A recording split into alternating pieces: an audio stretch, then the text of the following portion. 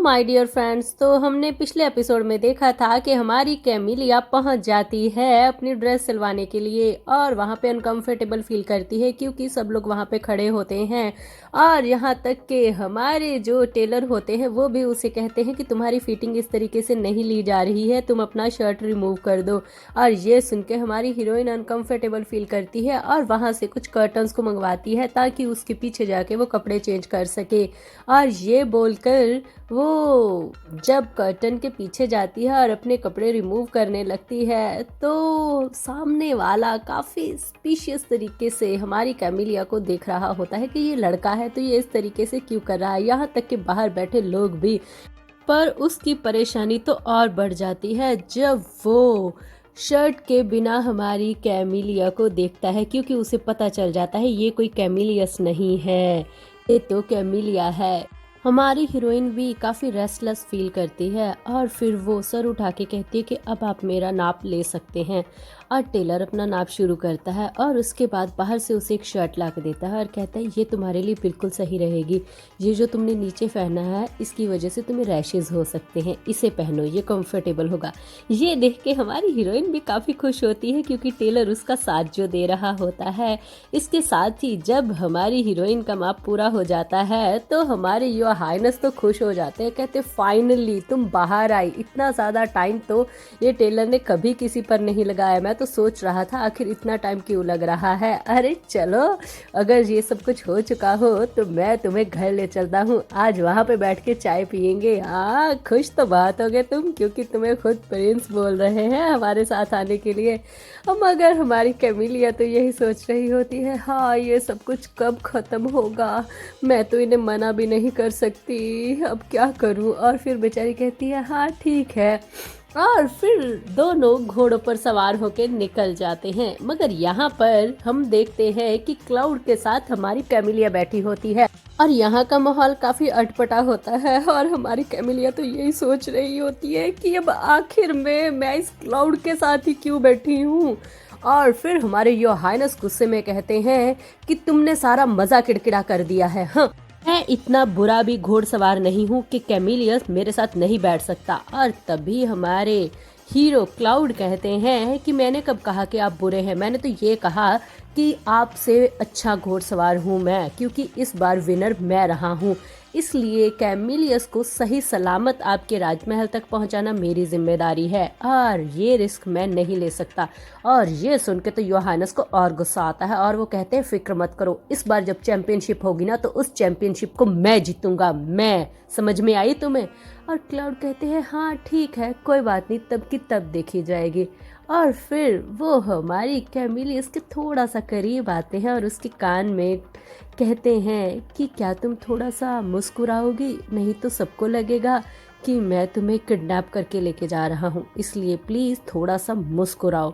और ये सुन के हमारी कैमिलिया तो बहुत ज़्यादा शाय फील कर रही होती है, मगर बेचारी उसका कहा मान लेती है। एंड फाइनली वो लोग पहुंच चुके होते हैं राजमहल में, जिसे देखकर हमारी कैमिलिया की तो आंखें ही पूरी चौंधा जाती हैं। और तभी योर हाइनेस कहते हैं कि क्या हुआ, तुम इस तरीके से इधर उधर क्यों देख रहे हो, तुम्हें कुछ अच्छा नहीं लगा क्या?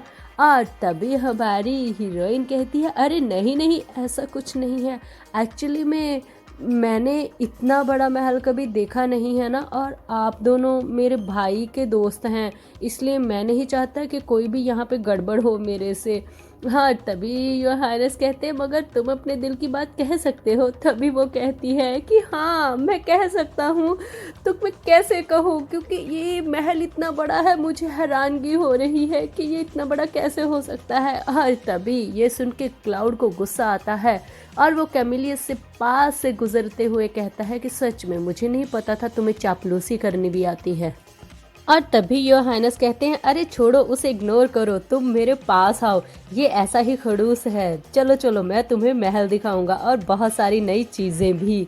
मगर हमारे कैमिलियस का दिमाग तो उस पे ही अड़ा हुआ होता है। और तभी जब हमारे योर हाइनस आगे आने लगते हैं तो हमारे हीरो उसे रोक देते हैं और कहते हैं कि मैं नहीं चाहता कि आप यहाँ पर कोई बात को बढ़ाएं। तो योर हाइनस कहते हैं मैं कोई बात नहीं बढ़ा रहा हूँ, मैं तो उससे सिर्फ गले मिलना चाहता हूँ, क्या हो गया, इसमें कौन सी बड़ी बात है। और तभी क्लाउड कहते हैं जो 2 दिन पहले होके हटा है उस प्रिंस के साथ मैं नहीं चाहता कि कैमिलियस के साथ ऐसा हो। वैसे भी आपकी धज्जियाँ उड़ चुकी हैं इज्जत की, और मैं नहीं चाहता कि दोबारा यहाँ पे कुछ ऐसा हो। और कैमिलियस लड़का है, सो बिहेव योर सेल्फ। और तभी योर हाइनस कहते अब तुम मुझे सिखाओगे कि बिहेव कैसे करना है। और हमारी कैमिलियस को तो पता ही नहीं होता कि यहाँ पे चल क्या रहा है और ये दोनों क्या कर रहे हैं। मगर तभी हमारे हीरो कहते हैं माना कि कैमिलियस बहुत ज़्यादा खूबसूरत है लड़का होने के हिसाब से, मगर ये मतलब नहीं है कि आप उस पर डोरे डालें। हाँ, और इसलिए मुझे लगता है कि आपको अब अच्छे से बिहेव करना होगा, क्योंकि एक और स्कैंडल आपकी इमेज के लिए बिल्कुल अच्छा नहीं होगा। ये बात सुन के हमारे योर हाइनस कहते हैं ठीक है, पर तुम बात को ज़्यादा बढ़ा रहे हो, मैं इतना कुछ भी नहीं कर रहा हूँ। हाँ, बस मुझे खूबसूरत चीज़ें पसंद है, क्या फ़र्क पड़ता है इससे कि वो लड़की हो या लड़का। चलो अब चाय पीने चलते हैं। हाँ, मैं तुम्हारे मुंह भी नहीं लगना चाहता। हाँ। हमारे योर हाइनस इस वक्त काफ़ी गुस्से में होते हैं और वो अंदर निकल जाते हैं। और तभी हमारे क्लाउड हमारी हीरोइन से कहते हैं कि चलो हम दोनों साथ में अंदर चलते हैं। और ये देखकर हमारी हीरोइन को याद आता है कि क्लाउड ने उसे अभी अभी चापलूस बोला था, और फिर वो गुस्से में कहती है कि मैं कोई चापलूस नहीं हूँ। अगर कोई इंसान अपनी फीलिंग को सबके सामने जाहिर कर दे तो इसका मतलब ये नहीं होता कि वो उसकी तारीफ करके उसकी चापलूसी कर रहा है, और मुझे तुम्हारी मदद की कोई ज़रूरत नहीं है। मैं अकेला अंदर जा सकता हूँ, तुम्हें जो करना है तुम वो करो। ये बोल के हमारी कैमिलिया आराम से उसके पास से गुस्से से निकल जाती है। और ये बिहेवियर देख के हमारे क्लाउड तो काफ़ी खुश होते हैं और कहते हैं कि क्या बात है कैमिलियस, तुम्हारा ये रूप भी है, ये तो मैंने देखा ही नहीं था, काफ़ी इंटरेस्टिंग है। और इसके साथ ही फिर हम देखते हैं कि तीनों के तीनों आराम से बैठे होते हैं चाय पीने के लिए वहाँ के बगीचे में, और वहाँ का माहौल काफ़ी अच्छा होता है क्योंकि योर हाइनस तो काफ़ी खुश होते हैं।